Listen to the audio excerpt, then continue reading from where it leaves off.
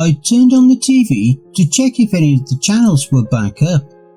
There was only one channel available, and it was just a pre-recorded broadcasting message from the BBC. It was urging everyone who values their safety to not be outside after sunset. It was in effect a curfew, but it seemed different.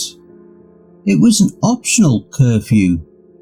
This curfew had been in place for 4 days, but if you wanted to be out after sunset, it was still your right, and you could simply walk out your door to go wherever you wanted, and no police or army personnel would stop you. I and everyone I knew didn't have the faintest idea as to what was going on. The internet was not working, the phone lines were dead, and we couldn't get a signal on any mobile phone throughout the city. Down at the Nag's Head, the local pub, the man who runs the pub, Bob, said he'd been hearing troubling stories from lorry drivers stopping by. He said, "If half the stories I've been told are true, then something very bad is happening. Families disappearing on a regular basis in this county, not just the city. Some say there's something's going around killing entire families, and the army are simply arriving afterwards to try and capture the thing and remove any evidence of the deaths as to not cause panic to the county. Others say the government has turned into a dictatorship and is now assuming totalitarian rule. But there's one thing that all the drivers are saying that seem to match, and that's that the entire county of Cambridgeshire has been quarantined. Nobody can get in or out without proper authorization." "Why would they quarantine us?" I said. "Who knows? Maybe there's a new virus going around that's originated here and they want to prevent its spread. No, that can't be why. If it was just a virus, then why go through the hassle of shutting down all the TV and broadband stations? And that doesn't answer why they don't want us going outside after nightfall. This is something far worse, unfortunately, I think." 3 days later, the curfew had been going on for a week. I heard screams from my neighbour's house last night, but I assumed it was just an argument that had taken a bad turn. I didn't want to intervene in their affairs, but when the screaming and shouting died down, I could hear this horrifying, distorted type of breathing. I'll never forget that sound. No human could ever breathe like that. I live on my own, so this whole fiasco that was occurring throughout the county wasn't really affecting me too badly, but this has come to an end. Work last week was a complete fucking nightmare. I had to do unpaid overtime 3 nights out of 5 last week because half of the department didn't bother to turn up to work. Lazy fuckers. I was off work for a few days, paid holiday. I wasn't told why, but I won't complain. I laughed to myself. I stepped outside to collect the bottle of milk from my doorstep the next morning, and I noticed an army truck outside the front of my neighbour's house. 2 armed soldiers were standing guard at the front door. I noticed that the bathroom window on the upper level of the house had what seemed to be a red handprint which seemed dragged down violently on the inside of the bathroom. Someone had been killed was my first thought. It looked like someone was trying to get out from the inside of the bathroom, and what seemed seconds after I saw the red handprint, a soldier popped out of nowhere on the other side and was cleaning it off the window, and the red hand was no more. Then the front door opened and about 15 armed soldiers came out. They seemed to be scanning the streets for activity, and then they spotted me. One soldier simply pointed at me and then pointed to my house, basically indicating to me to go inside. This was when I dropped my milk bottle and ran inside and watched from inside my house, as what seemed the rest of the street did the same, to see what was going on. Then 5 more came out about 30 seconds afterwards. This was insanity. Even if it was murder, what the hell were 25 soldiers armed to their necks with guns doing in that house? I asked myself. Then I noticed 4 more come out, but they weren't armed. They were simply carrying two black rectangle-shaped objects out of the house. That's Mr. and Mrs. Perry's bodies, no doubt, I said to myself. They loaded the rectangle objects onto the truck and the soldiers boarded the truck. Two soldiers, who were most likely officers, were talking sternly to one another. I opened my window slightly to try and eavesdrop on them. So, we only missed it by about an hour. Did these two die like the others? Yes, sir, which brings the death toll to 8,659. I fear word will spread no matter what we do.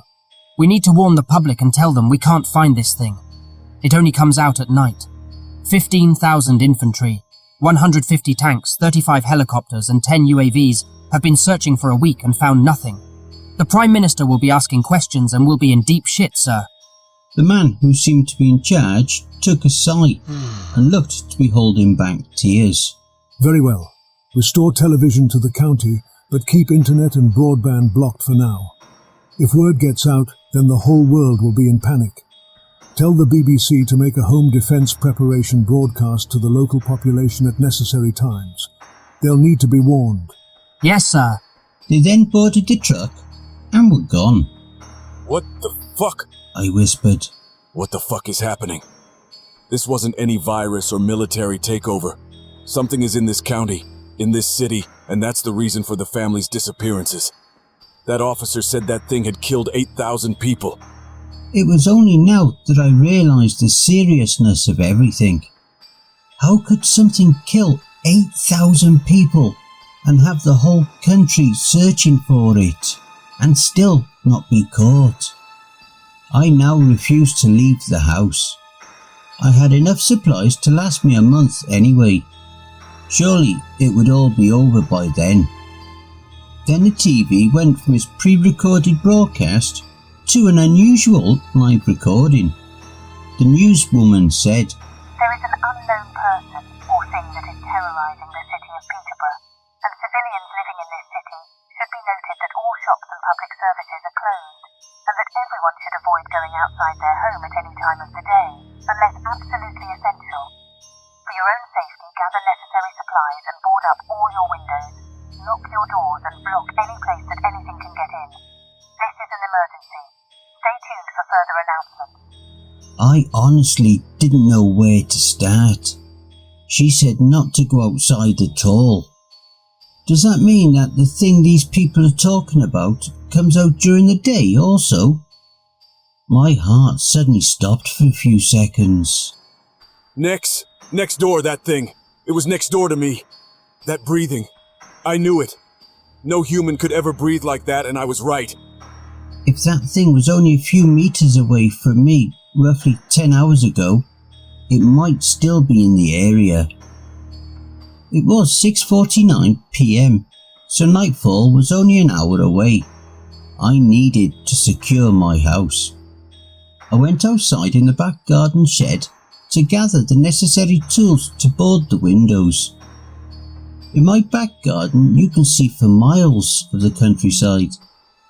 It seemed as the sun in the sky was declining the horizon. It was getting darker, and the darkness seemed to be creeping towards my house, slowly. I felt uneasy, as if that was the darkness, it was carrying something horrible with it. You're being paranoid, I said to myself, and went back inside. The house wasn't going to board itself.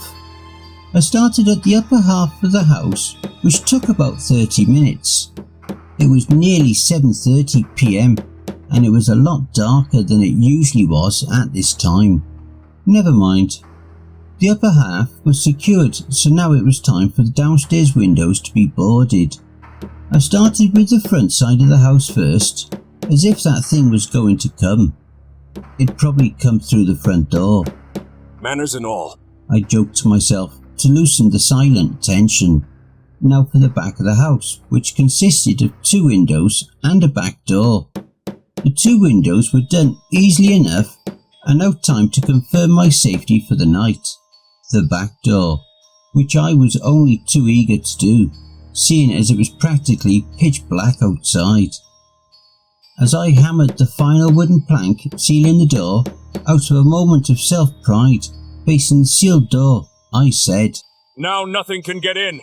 Then I heard that heavy, distorted breathing, clear as day, right behind me, which then I heard its disembodied voice say, "We're out."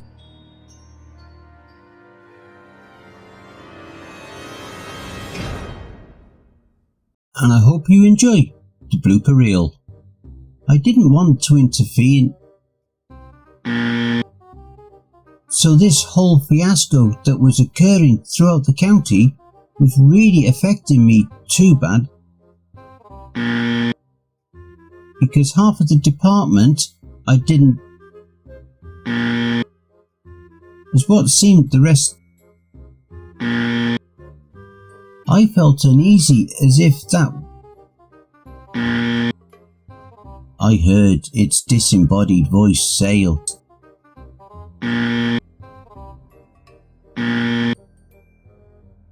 Hey family, a very big thank you to LancasterBomber for allowing me to narrate this awesome story. Be sure to check out his Creepypasta fandom page for more awesome stories.